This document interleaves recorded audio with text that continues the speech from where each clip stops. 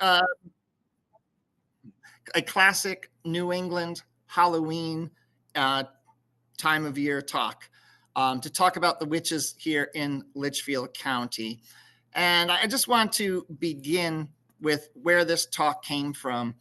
This comes out of my book published in 2016 called Wicked Litchfield County. And when I was asked to write that book, I drew a hard line between the historic and the supernatural. So I refuse to write about ghosts or goblins or anything like that.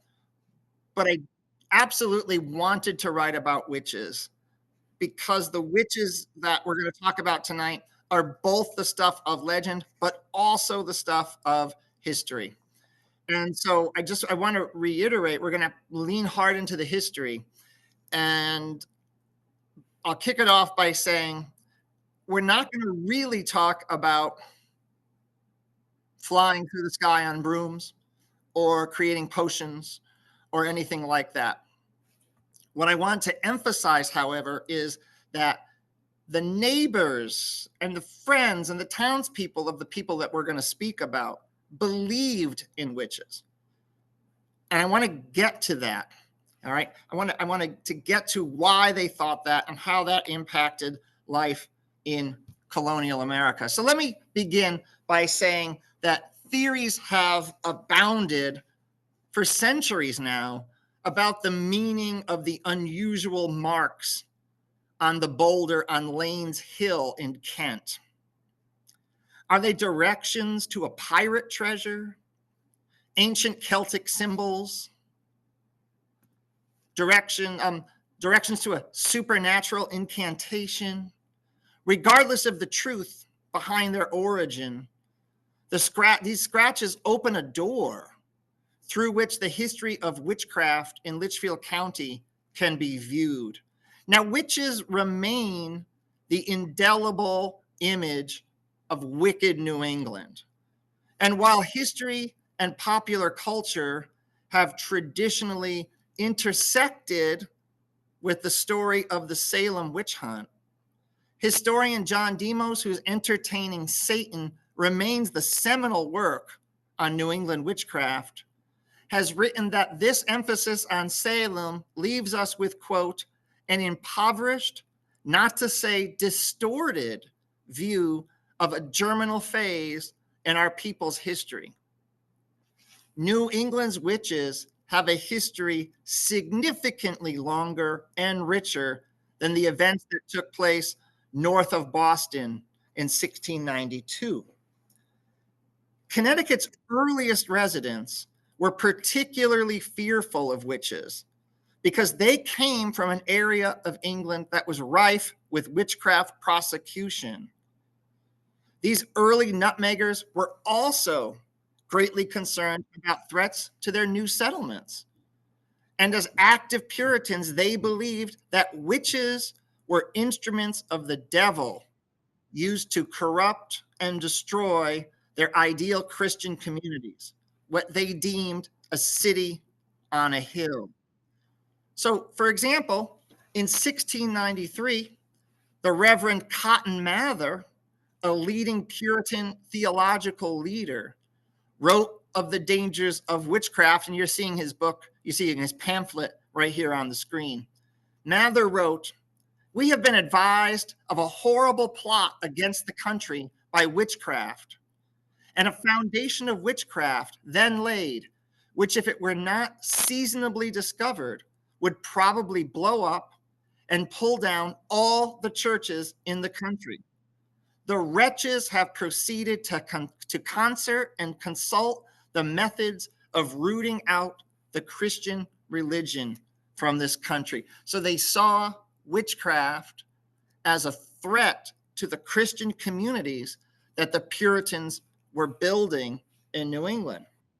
So the usual means of dealing with witches was to identify them and attempt through ministerial or medical means to reform them. When this failed, as it almost always did, witches were brought to trial, and then the convicted witch was used to identify other witches. Following this, witches would be given an opportunity to repent before their execution. From the colony's earliest days, magistrates were established to handle defense, probate, and justice for Connecticut's town. And they also took an active role in prosecuting witches. This prosecution, however, was grounded in scripture. In fact, laws against witchcraft were often referred to as Mosaic laws because they were drawn from the Old Testament.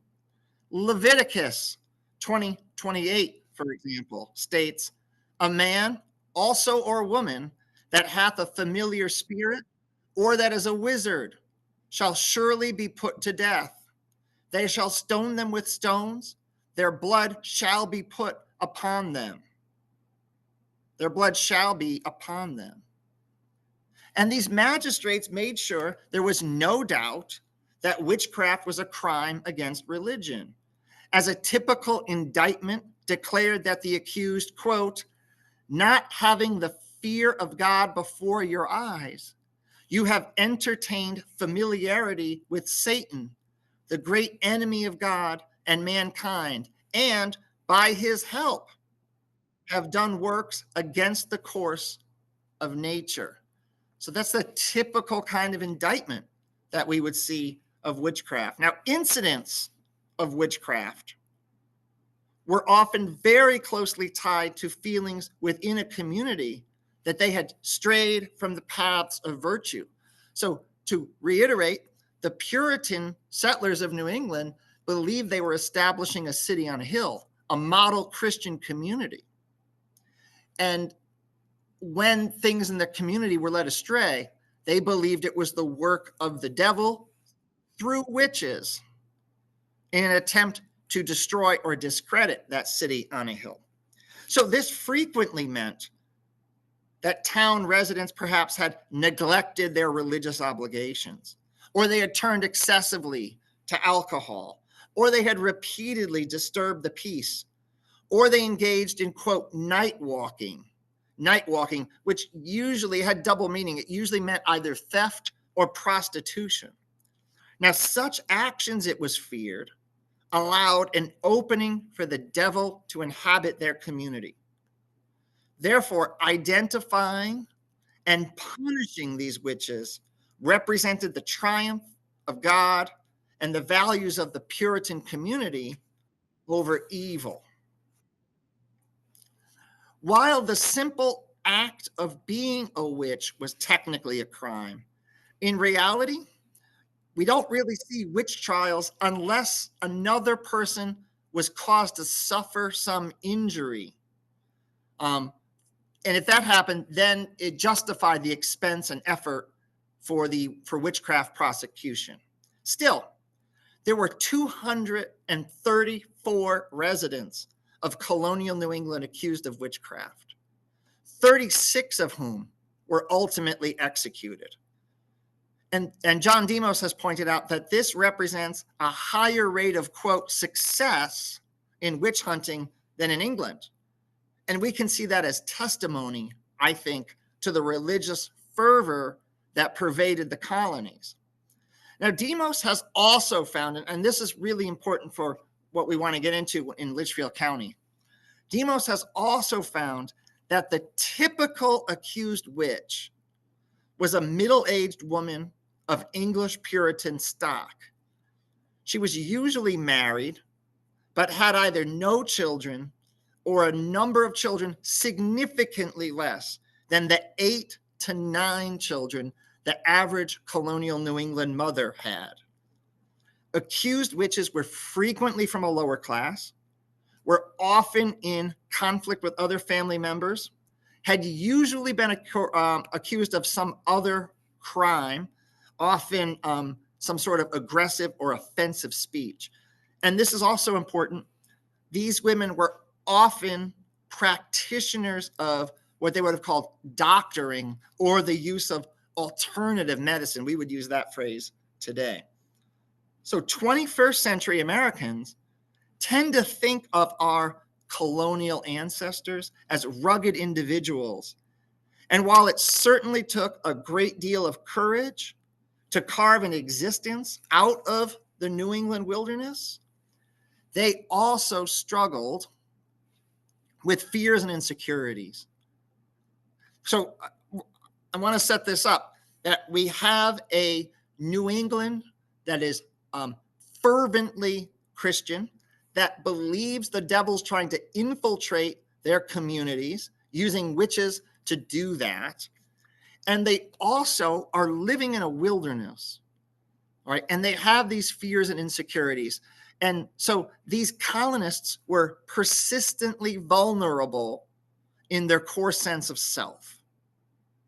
The uncertainties of living in the wilderness plagued their ability to grow and endure as freestanding individuals. So in other words, when things went wrong in these New England communities, colonial New Englanders were liable to fear the worst. And for this fervently religious population, the worst meant the supernatural or witchcraft.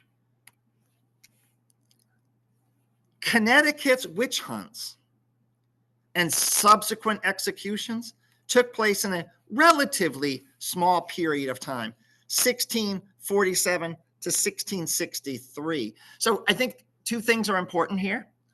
One, this predates the last Connecticut execution of a witch is almost 30 years before Salem. And it's also about 30 years before any Litchfield County town is settled, right? Only Woodbury is settled in the 17th century. And this is 30 years before Woodbury is settled, that Connecticut's witch executions have finished. While it predates all of Litchfield County, though, it's important for us to know, and of course it's the topic of our talk tonight, that legends of witches dot Litchfield County history. So by the 18th century, witches were not being executed. Witchcraft was technically no longer a crime, and witches were no longer seen as deadly. What they were seen as were eccentric, and their actions were increasingly in the realm of inflicting nuisances. For example, bread that wouldn't rise, butter that wouldn't churn, things like this, okay? They thought that witches induced prurient nightmares, or that witches made simple mischief, for example, causing others embarrassment or confusion. So while execution, and I said this, but I'll reiterate, while execution and all other forms of legal punishment were taken off the books, all right, for witchcraft in 1750, the social ostracism practiced against 18th century witches meant that they often suffered more than their alleged victims. All right. So they don't believe anymore that witches are a threat to their lives. They think they're nuisances. They're no longer charged with criminal behavior. Rather, they're ostracized by society.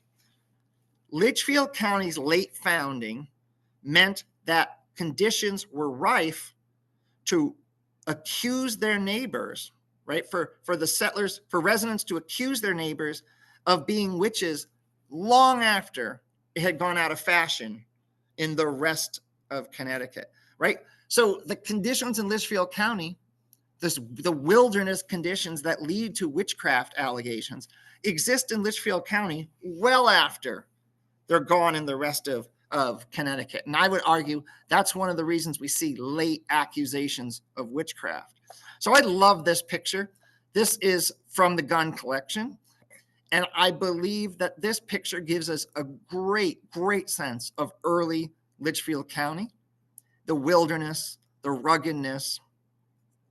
When I look at this picture, I'm reminded of the joke around the time of the county's settlement. Cornwall was settled in 1739, and it was so isolated that it was a common joke to say, yes, go to Cornwall, and you will have no need of a jail, for whoever can get into Cornwall can never get out again. And it's certainly this wilderness, this isolation caused residents to fear the unknown, to fear the dark woods. But I do have to point out about this picture. It's a photograph. So this picture is from 1860 at the earliest. At the earliest, this is Litchfield County 100 years after the time period we're talking about, right? So picture it even more rugged, even more wild. Also, Litchfield County was a hotbed for religious zeal, and the Congregational Church played a central role, not only in theological matters, but also in political and cultural affairs. And such religious fervor caused the particularly pious to see Satan's hand in their neighbors' decisions to walk away from the church. So it's worth noting that there were very real things for these people to be afraid of. And in the ferocity of these things, Litchfield County residents believed they could only have originated from a supernatural source. And what we're talking about are diseases. So diseases ravaged Litchfield County in its early years. Sharon, founded in 1739, began with great promise and prosperity, but in May of 1742, an illness called a wasting sickness overwhelmed the town so dramatically that it needed to apply to the colonial assembly. It needed to apply to the colonial assembly for relief from its debts and bonds, and even to get out of paying their minister, because so many people had died or were unable to work. And here's what the minister said. That minister said, "In May last, it pleased the Almighty to send a nervous fever among us, which continued for 11 months, in which time more than 120 persons were long confined with it, some for more than 100 days, by reason of which many were unable to plow the wheat for a year. Many who had plowed were unable to sow, and some who had sowed unable to secure a fence, and much less wheat that was ripe. And it rotted on the ground. 20 are dead. Many widows and fatherless children are left behind. Not a man. There's not one man who has not sustained loss." So we get the idea. The town has been ravaged by a disease. And remember, they can't explain what's causing the disease. So we see this similar thing happen in Bethlehem when the great sickness struck in November 1760. 34 died. 34 died. First, they had the common cold, and then it turned into something that looked like pleurisy. The doctor in town, Zephaniah Hall, his wife, 2 of their children, and a young boarder all died on the same day. And the family was buried in the same grave. Deacon Samuel Strong passed by the Hull house where the family lay, and he saw a flock of 11 quail fly over the house. And when they got over the chimney, they dropped dead into the garden. Dropped dead into the garden. And 1 hour later, they were putrid and had to be buried because the smell was so bad. This is what gets reported to us. Death was so rampant in the small town that the air itself was proclaimed by doctors to have been different from the air in towns and parishes around it. In a society that knew nothing about germ theory, what besides the hand of Satan could be responsible for such apocalypses? This then was the environment in which Litchfield County's witch stories emerged. While there are certainly others, and we'll touch briefly on them, there are two stories that stand out, both for their corroboration, and I don't mean corroboration of supernatural activities, I mean corroboration that neighbors thought they were witches, and their impact on the county's history. So much can be learned about attitudes toward witches and toward women in general, for that matter, by the shared name of these two. So we have Moll Kramer of Woodbury. There she is. Moll Kramer in Woodbury, and Molly Fisher in Kent. So a Moll, or Molly, the name originated as a euphemism for a prostitute in the early 17th century. And its use was later expanded to include women who acted outside the gender expectations held by society. For example, the marital adventures, grifting, and outright thievery perpetuated by the protagonist of Daniel Defoe's novel led to her being named Moll Flanders.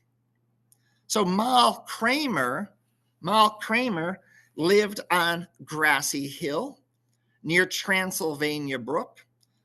Today, this would be the border between Woodbury and Roxbury. Roxbury didn't exist at the time. It was part of Woodbury. And we're talking in the 1750s.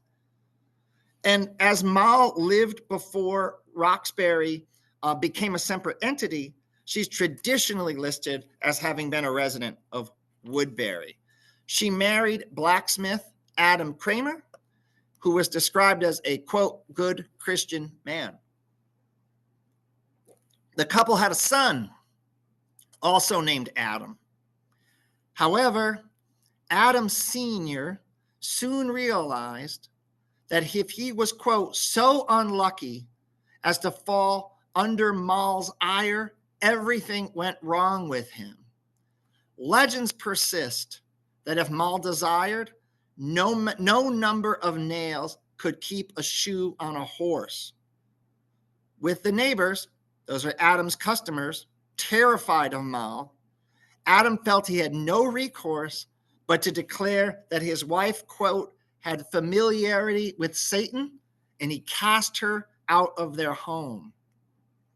Moll and her son, who is believed to have been bewitched by his mother, removed to a ramshackle wooden structure on Grassy Hill, where they slept on straw and survived by begging from neighbors who were too terrified to refuse her supplications. Reports swirled that if Moll's request of pork was denied, a blight would fall upon the farmer's hogs. Nor was it only rejection of Moll's specific appeals that brought retribution. One story relates that Moll visited a neighbor who was churning butter. When after a certain amount of time, no cream was offered to Moll, she left the house. The neighbor continued to churn into the night and the next morning, but no butter ever appeared.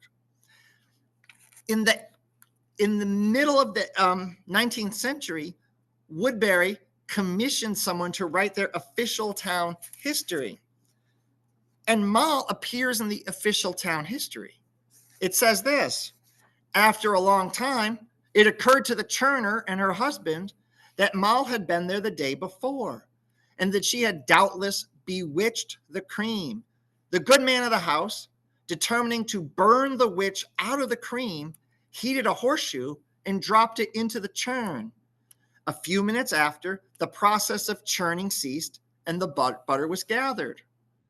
If these good people had been a little better acquainted with nature's laws, they would have understood that the heat imparted by the shoe was just the warmth required to accomplish the purpose, and would not have supposed that any miracle had been performed in burning the witch. That's from the official town history. This advice seems easier for an author of the late 1800s who lived in a society relatively free of fear of witches that plagued New England a century earlier to give than for Moll's neighbors in the 1750s. It was alleged that Moll's mere appearance at the door would cause the wheel of a spinning jenny to fly off. Girls who secretly gathered grapes near Moll's shack thought they had not been seen, but upon reaching their home, found that their delicious harvest had been rendered inedible. It's interesting to note, however, that children, upon seeing Moll, fled to the schoolhouse, where they were protected by their teacher. as schools in colonial America were to a certain extent offshoots of the church, there is in this element, in this story, an element of the crucifix being used to ward off vampires. Genealogical records suggest that Adam Sr. may, with Mary Cleveland, had had a second son, Henry, born in 1766, and moved to Vermont. Of Moll Kramer and her son Adam, however, no records exist to say if they remained in Woodbury, if Adam married or had children of his own, or when they died. A similar, though less well documented, story played out in Kent. In 1789, Ezra Stiles, the president of Yale College, who had a great interest in geology, especially in unusual geological formations and mysterious carvings, traveled to Kent to investigate a rock that students had brought to his attention. Over against Scattercook and about 100 yards east of the Housatonic River, Stiles wrote, is an eminence or elevation which is called Cobble Hill. On the top of this stands the rock charged with antique, unknown characters. This rock is by itself and not a portion of the mountains. It is of white flint, ranges north and south, is from 12 to 14 feet high, long, 8 to 10 feet wide at the base and top, and of an uneven surface.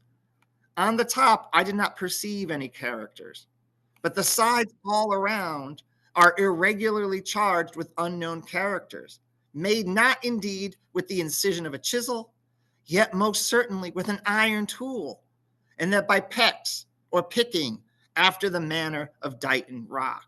The carving does not appear to be recent or new, but very old.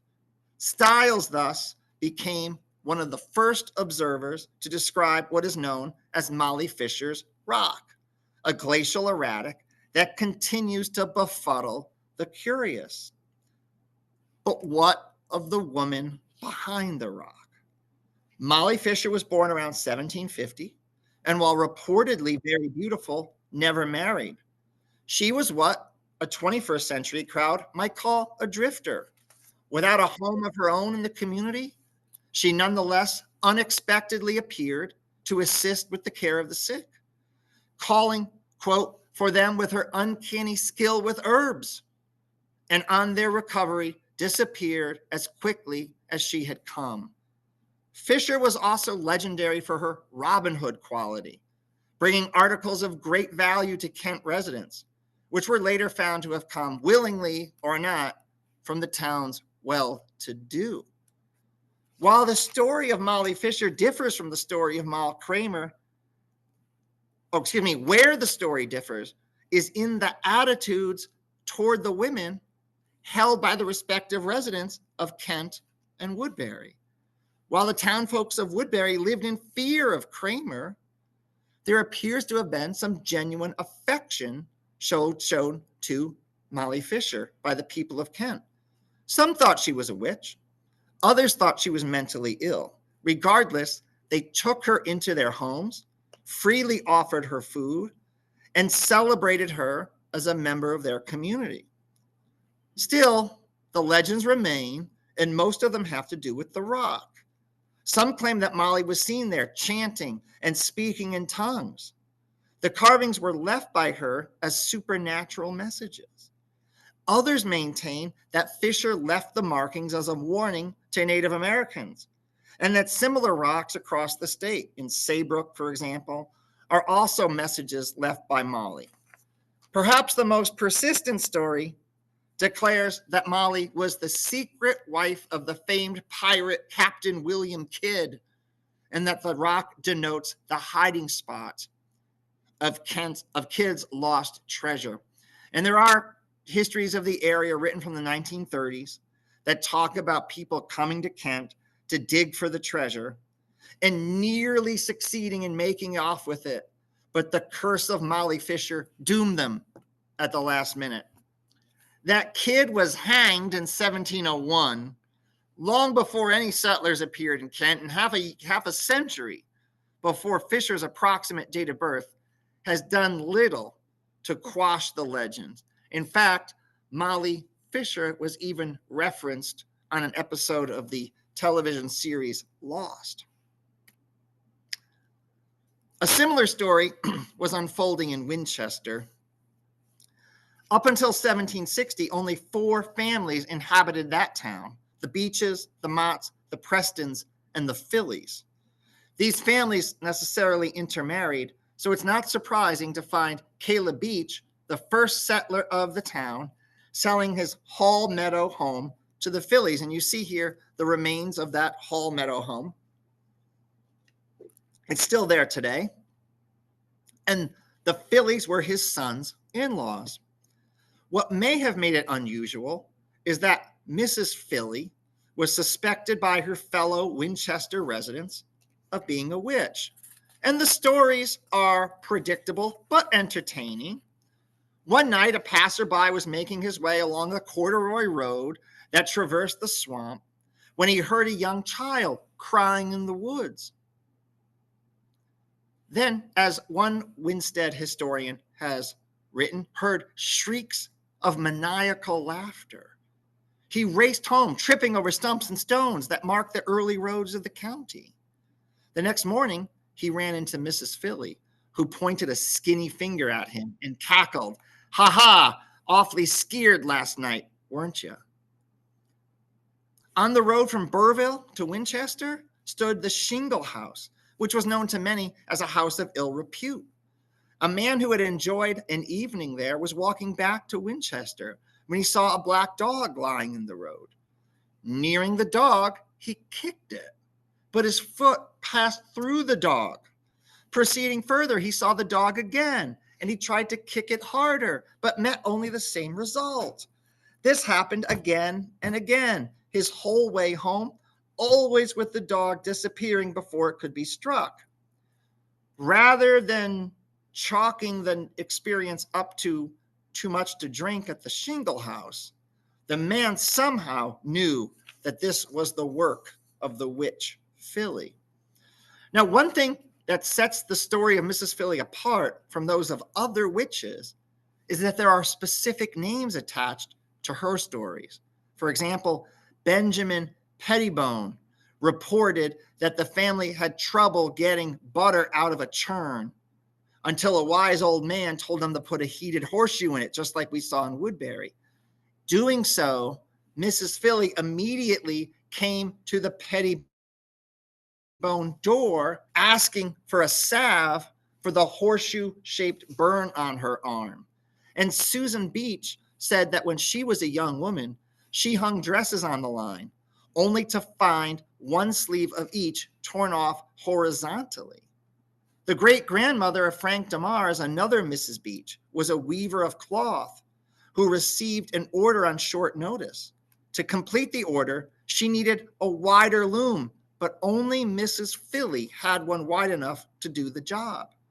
Mrs. Philly was willing to lend it, but was concerned about when she would get it back. And Mrs. Beach promised the loom back by noon on a given day. The loom worked fine until the last day when she could get nothing to work on it. It being very close to noon, Mrs. Beach told the men of her family to fix a cold meal for themselves. She had no time to waste in getting it for them. Working past the noon deadline, the family decided to bring the loom out to the woodshed, where the men looked it over for a cause of trouble. Seeing nothing wrong about it, they left, and then they heard the loom running by itself, allegedly. The bizarre occurrence reportedly happened twice. At this point, accounts of the story diverge. Some say that in frustration, Mrs. Beach decided that what she had done enough, and she pulled the fabric off half a yard short. But others report that she called for Mrs. Philly, who happily finished the job, but said, "Thought you could keep it longer than you promised, did you?" There's a lot to learn. About local history from the names of roads. Spindle Hill Road in Terryville becomes Witch Rock Road. And this is a short distance from Fall Mountain. which was the reported home of a witch who pestered her Terryville neighbors in the late 1760s. Reports claim that she was a member of the Albany Circle of Witches, and she would ride her aunt as like a flying broom to meetings. Town residents stated that they could feel hot coals and needles on their bodies when she was in the area. And then one day, the witch was gone. And rumors persist that she disappeared. Fled might be the more accurate term, when the town announced it was again going to prosecute witches. Legends like those of Moll Kramer, Molly Fisher, Mrs. Philly, and the Terryville unnamed witch are certainly entertaining, but they also provide us with a window through which to observe the earliest days of Litchfield County history. The experiences of these two women, Fisher and Kramer, perfectly illustrate John Demos's findings about witchcraft in 18th century New England. Both Kramer and Fisher were poor, with little family, and associated with thievery. Neither caused neighbors to fear for their lives. While Kramer certainly caused nuisances, Fisher was quite popular. The latter's dabbling with herbal medicine also fits the bill for 18th century witches. What both Kramer and Fisher represent is the danger present for a woman who stepped outside of her ascribed gender roles. To not be an obedient wife and doting mother, but rather to live a life of independence was to risk being labeled a witch. And while at an earlier time, the consequences might have been deadly for Kramer, Fisher, and Mrs. Philly, by the mid-18th century, they were deemed nuisances and became the fodder for legends. So I will stop there and see if we have any questions. Thank you, Peter. Thank you so much. That was very, very interesting. I'm going to open in the chat box now. We have one comment that was very interesting. Thank you, Pete. Does anyone have any questions that they'd like to put into the chat box? We'll wait a moment. Sure.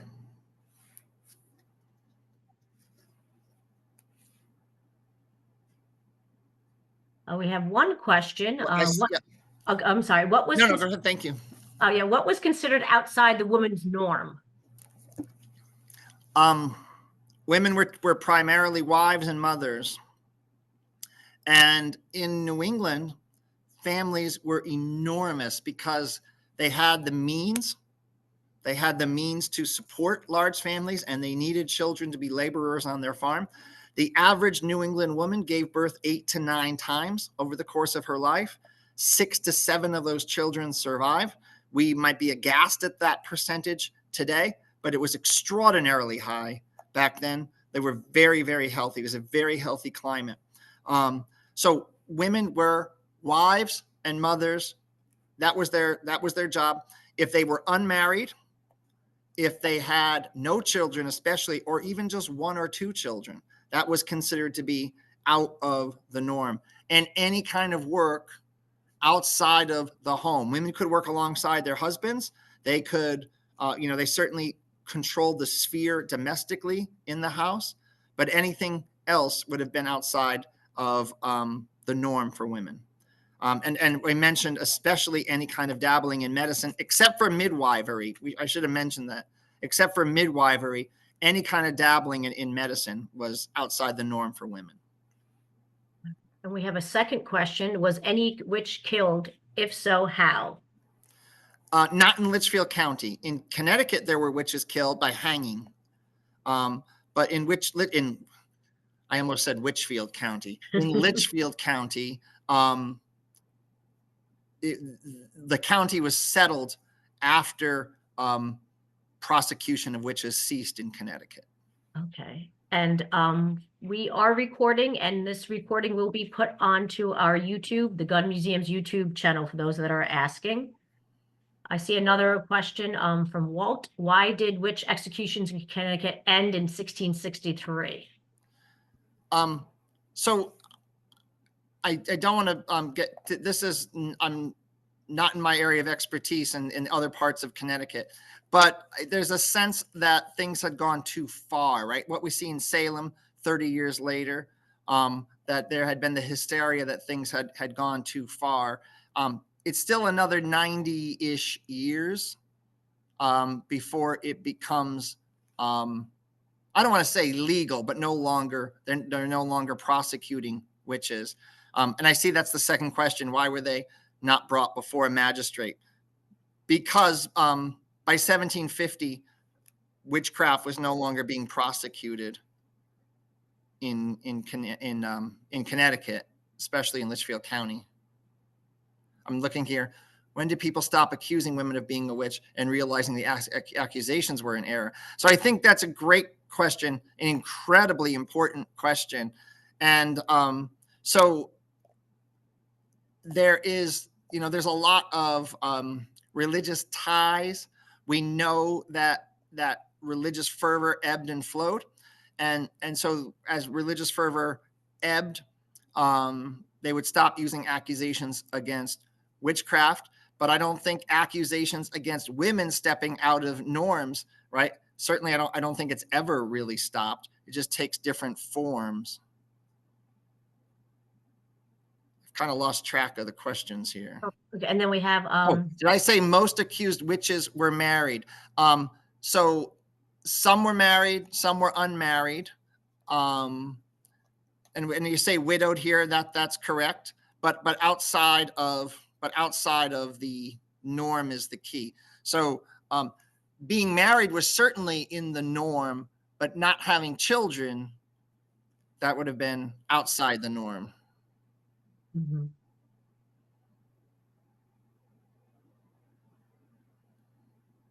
And do you see the next question, Peter? The 1600s was a time of all things of scare, especially native scare to the congregational. Does that say? Yes. So I think that there's a lot of different things going on. The fear of the wilderness, the fear of Native Americans, the fear of disease, all of those things. All of those things, I think, contributed in some way to this.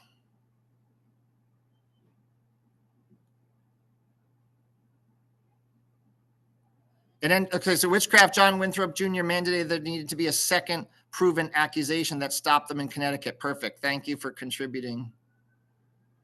Yeah, I have never found an example out of history of any men being accused, right? Or anyone being accused of being a warlock. I haven't found anything like that. I think it's such a great point. Very good. All right. Well, I thank you everyone for your questions, and I thank you for attending. And Peter, thank you for an interesting and fun evening. And we hope to have you back sometime soon. Will do. Thank you for having me, Amy. All right. Have a good evening, everyone. I'm going to say good night. Thank you.